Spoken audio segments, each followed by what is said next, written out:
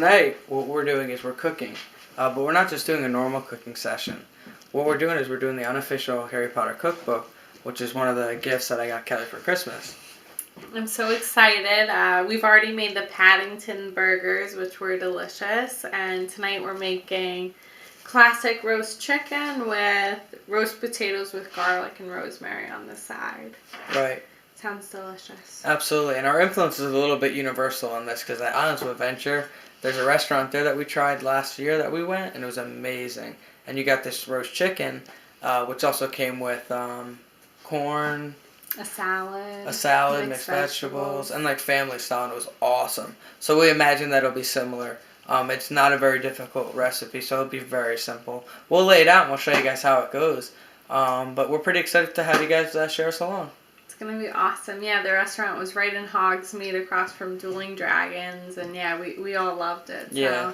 It will be nostalgic from our trip to Universal in October when we eat this meal tonight. Right. And we had a great time filming last video, and this time we're shared with little Oakley. So this will be maybe a little bit better, even though it's a cooking video, so still be. Thank you for joining me in reading of the Harry Potter unofficial cookbook. The classic roast chicken excerpt. At the Dursleys, Harry has never been allowed to eat as much as he wanted. So at his first ever Hogwarts feast, his eyes must have popped out of his head with amazement at a huge variety of dishes that suddenly appeared on the table in front of him, including roast chicken from Harry Potter and the Sorcerer's Stone, Chapter 7. And as well, it is a recipe we will try.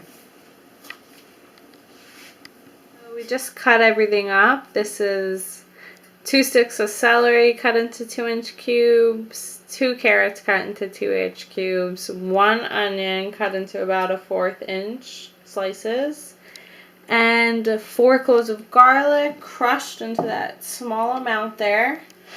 Yeah, and what we did with the chicken was nothing. We just got split breasts. We're just basically simulating the Universal dinner.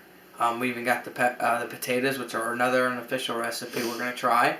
So the recipe calls for a whole chicken, I think, right? Yeah, but there's only 2 of us. So we're going to just do it like this and really just try to mimic it. Because it was really good, and it's a very simple recipe. It's also only calling for black pepper, salt, pepper, and then rosemary on the potatoes. So. Right, and so right now we got our oven set to about 375, and we're going to put everything in a pot, or in a pan, I should say, and then we're going to put it in. What we did was we layered the bottom with the onion, carrots, celery, garlic, and then we put the 2 chicken breasts down. And then it said to put olive oil. We used virgin olive oil, and we coated the chicken, as well as put salt and pepper on it.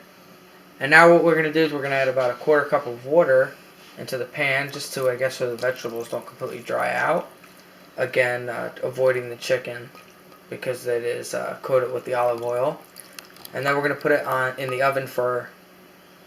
we have to put it in for about an hour.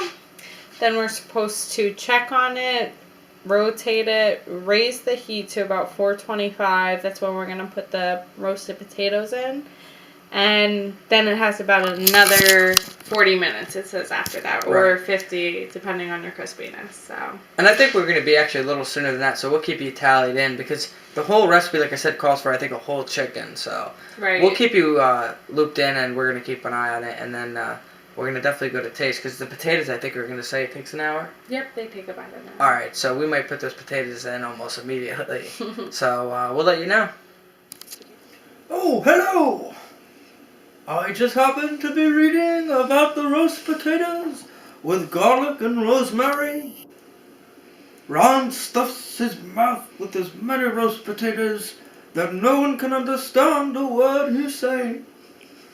What can he do? He's hungry after all. It took a while for the feast that kicks off the school year to get started. Because of the extra long sorting when the hat sang an extra long song warning everyone to stick together in the troubled times ahead. See Harry Potter and the Order of the Phoenix, Chapter 11. Alright, so what we have here is the potatoes, the roast potatoes. So what we did is we cut them into small cubes, I would say. Sprinkled a quarter cup of virgin olive oil over them in a pan. How much? A teaspoon of rosemary, a teaspoon of salt, and then just a sprinkle of pepper. Right. So we'll see how that goes. We're going to pop that in a little early, like I said. The meal calls for a 3-pound chicken. This is a 1.5 pound chicken, pretty much, amount of chicken. So we're going to put that in now. We'll give you the exact times that we put everything in at the end, just so you guys know exactly how long we put it in. But the potatoes going in, and you can now say that the dinner's in the oven. We're here with Oakley on our walk outside. We hail from the Garden State, which is New Jersey. However, it doesn't feel like that year-round. Actually, like 4 seasons, it's very, very cold. So we actually have a little timesake, a little piece of our heart of Florida here, right at the entrance of our home. We figured we'd like to share it to you guys. And this is a orange tree that we bought from Orange World, of course, in Kissimmee or Orlando, wherever you call it. In a newly built greenhouse that we just constructed 2 days ago. So that's been keeping it warmer. So we're hoping to see more growth since we added that on. So. Right, we bought the tree 2 years ago. 2 years ago, and it actually died. I don't know if you can see clearly, but at the base, it's kind of like cut off. That's because we cut it because it was completely dead. We put it in the ground here in New Jersey after it died, and it grew root, and now it's at 2.5 feet. So we're excited to see what comes from it. So far, it's still holding its leaves. We're trying everything we can, and that's why it has the plastic around it, just to maintain heat. You can see the greenhouse effect really well with our little lime tree that we just recently brought back. This October. Yeah, you can't really see it because it is greenhouse affected. So steamy. Luckily. Breathing. Yeah. We have a lot of problems a lot of times when we garden inside, because this isn't our first attempt. We have a lot of problem with bugs.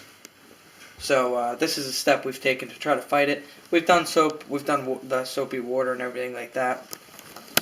And another vegetable item we have here is our pineapple, which has significantly grown. From a pineapple, we cut the head off of the pineapple, put it in the ground, and it grew root, and it's actually grown significantly. We got it probably around June when pineapples first started being more in the supermarket. And yeah, we just decided kind of for let's see what happens sake. And we didn't pay attention to it all summer. And by the end of the summer, we saw that it was still alive. So we brought it inside to keep its growth going. So it's so exciting for us. Yeah, it significantly grew. And we'll include the rest of these plants in our huge garden as well. When that time comes around, which will actually be before we know what we're talking about today. We'll start germinating seeds most likely in March. So the chicken, just a little update. Hate to open it up and let that heat out, but just to give you an idea, because we do want to update, because like I said, it wasn't a 3-pound chicken. Looks really well. So Kelly's going to fill you in on the update. So we put this in about 6. The cookbook calls for 2 hours. Like we said, we cut the chicken back for only 2 of us. It originally served 6. So it's been cooking 45 minutes, starting to get brown on top. The potatoes we cut a little smaller than it said in the cookbook because Dominic likes them really crispy. And so I'm thinking about 20 minutes to a half hour we're going to give it before we eat, just to crisp everything up, and it smells delicious. Right, so that's 425 we have it in now. We turned it up. Yep. Once we put the potatoes in, which was almost immediately, like I said, as soon as the chicken went in, we felt that the potatoes needed to go in because we were working with half the recipe that it was calling for. And the chicken, as you saw, it's getting perfectly crispy. We think pretty much like we said, at pretty much 7 we're going to be ready to eat, and then we'll show you everything out of the oven. As you can see, we have cream corn, The potatoes came out perfectly. If anything, we could have took them out sooner, or more importantly, we want to stress to mix them halfway through, because as you can see, they kind of get a little dark on one side. But the chicken looks perfect. The vegetables look amazing.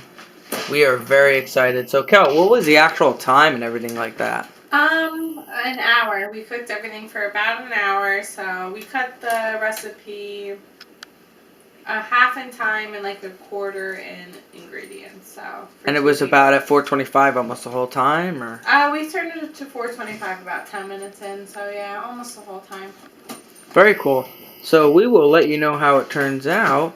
But in the meantime, we are very excited to try it, and we have a few other recipes to try on the Harry Potter Unofficial Cookbook.